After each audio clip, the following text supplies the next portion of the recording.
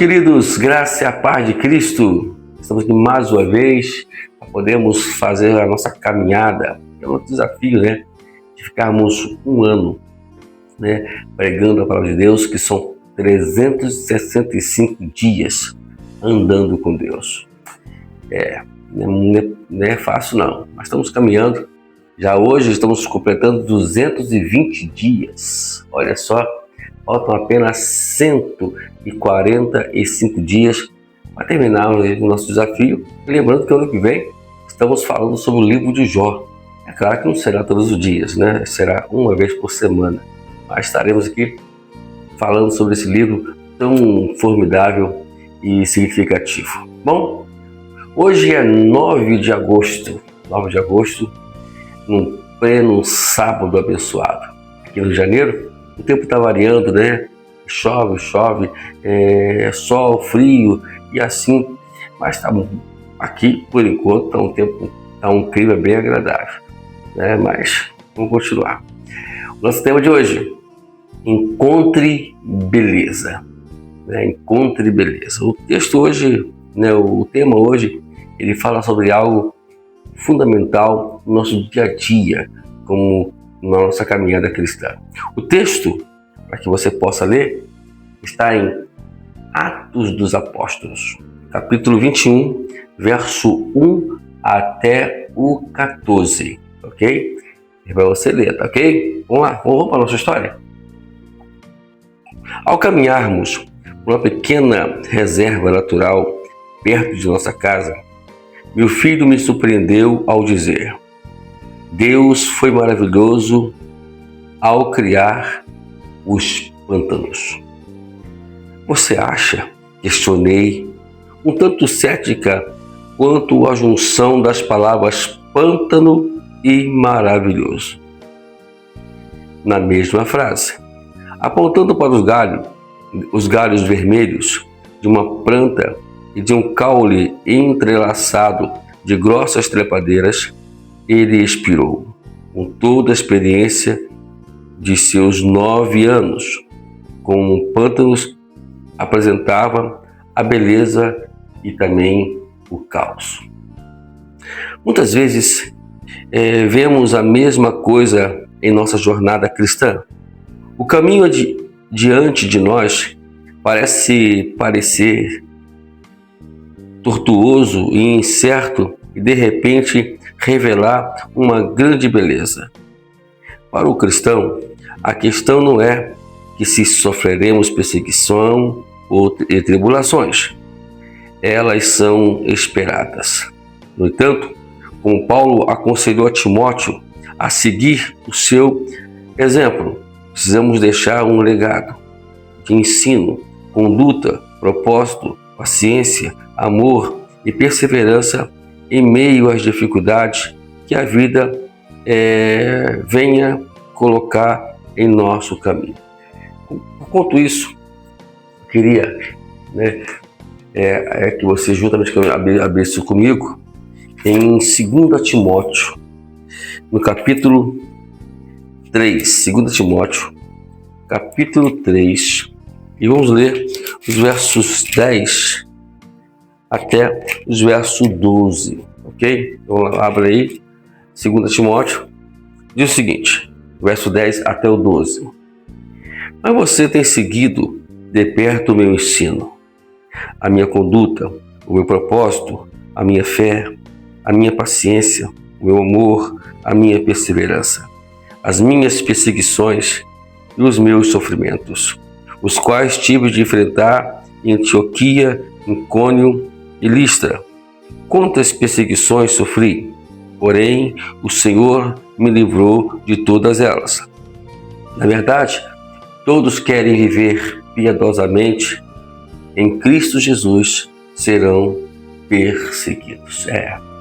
Se nós queremos viver de uma forma piedosa neste mundo, e pode ter certeza que iremos contrariar a ideologia do mundo.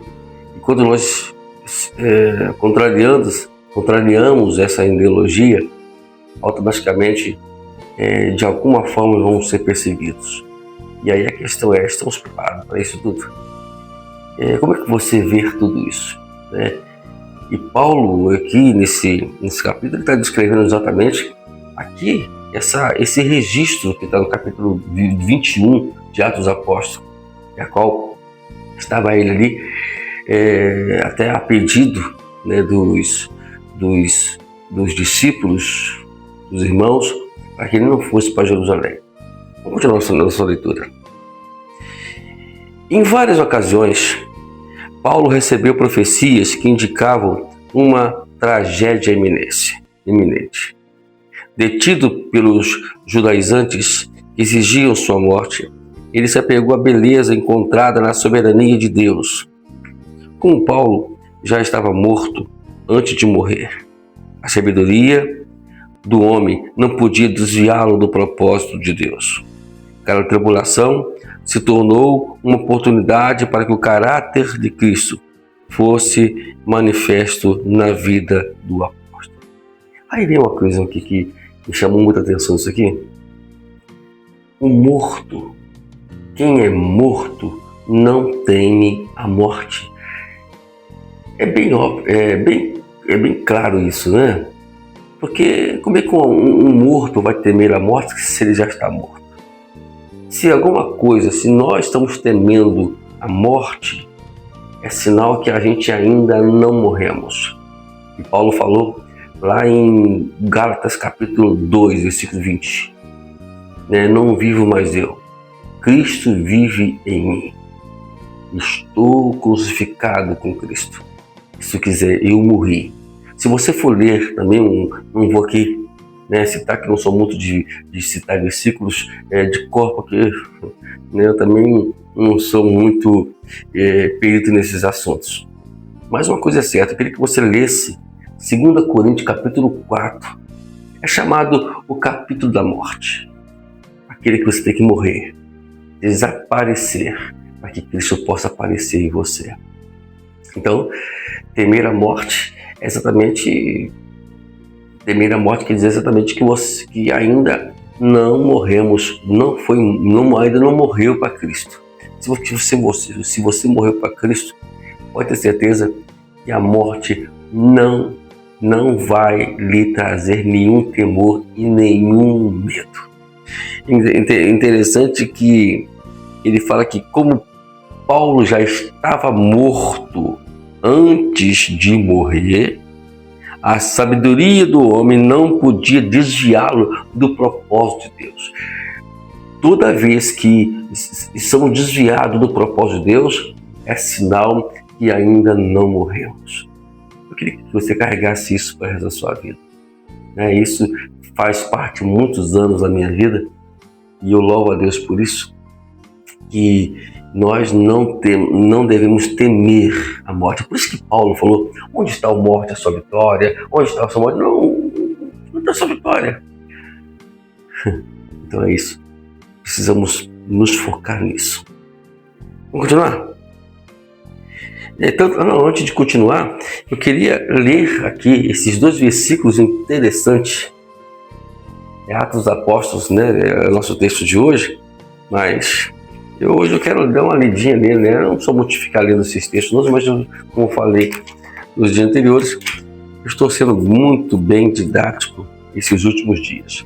Então, por isso, a gente vai procurar o máximo possível. A Bíblia ainda é meio novinha, então pode folhear, ainda é meio difícil.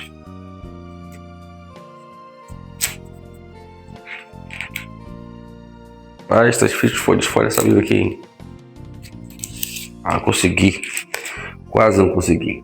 Vamos lá. Capítulo 21, verso 13 e verso 14. Olha o que diz.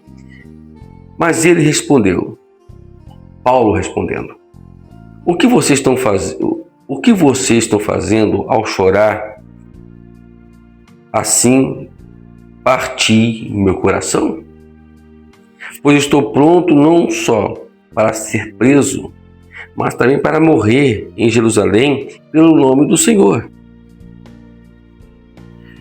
Como Paulo não se deixou persuadir, conformados, eles disseram, seja feita a vontade de Deus. Eles pediram Paulo, não vai não, Paulo. Se você for para Jerusalém, você vai morrer, eles vão te prender, eles vão te matar. E Paulo não temia isso, tinha um propósito. Ele andava dentro do propósito de Deus. E quando nós vivemos dentro do propósito de Deus, aquilo que parece tão um pântano se torna uma beleza, porque o fato de que a morte vai nos levar mais próximo de Deus e eternamente próximo de Deus. Por isso que o diabo, ele tem essa coisa de vou matar cristão, aí depois ele entendeu que não adianta matar o cristão, ao contrário, ele mata, piora a situação para ele, ele perdeu uma vida. Gente, é muito sério isso. Enquanto nós queremos viver em função do mundo, estamos vivendo em função da ideologia desse mundo. E aí andamos contramão da palavra de Deus. Então, conselho que eu dou. Vamos terminar aqui? Optar por encontrar beleza no pântano não significa romantizar os problemas que vivemos ou idealizar nossa habilidade de sobrevivência. Pelo contrário, significa reconhecer que a verdade de Deus está acima das opiniões dos homens. Sobretudo, nos leva da oposição de vítima indefesa para a de valente vencedor. Quantos de nós queremos ser vítimas? Vítimas das perseguições, vítimas dos confrontos, e esquecemos que nós não fomos chamados para sermos vítimas, fomos chamados para ser vencedor.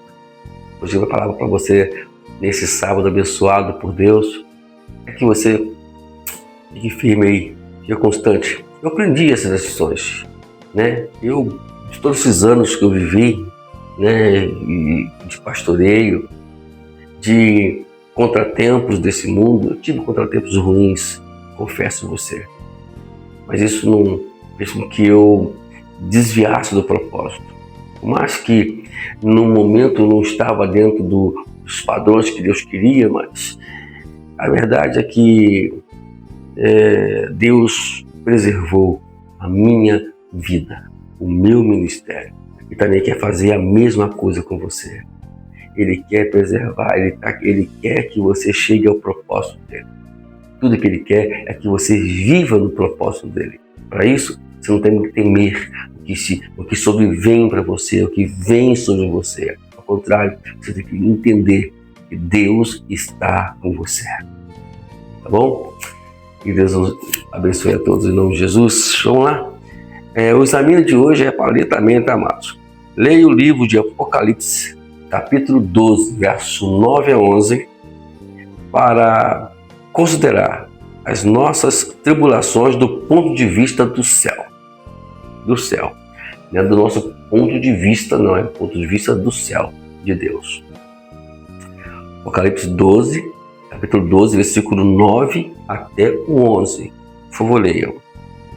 Para terminar, considere o seguinte: que situações caóticas você enfrenta atualmente? Como é que está a sua vida hoje? Que situações são essas que você está enfrentando? Fique firme. Fique confiante. Deus é contigo. Que beleza elas podem revelar. Gente, Paulo entendeu que as tribulações produzem uma beleza exuberante. Ele falou em Romanos 5, né? Me alegro nas tribulações, né? Eu me regozijo nas tribulações. Por que ele fez isso? Porque ele entendeu que essas tribulações, esses problemas, as adversidades que ele passava, e conduzia ele mais próximo da glória de Deus. Que coisa mais bela do que isso? Né? Não existe. Ela falou que é algo que não pode ser comparado. Lá em 2 Coríntios, capítulo 4, versículo 17. Não pode ser comparado com aquilo que vão dar. Paulo fala em Romanos 8, 18, né, que as aflições do tempo presente não podem ser comparadas com a glória que há de ser revelada. Está acima de tudo. Está com Jesus. Última. Por que devemos recusar o papel de vítima ao enfrentar a dificuldade?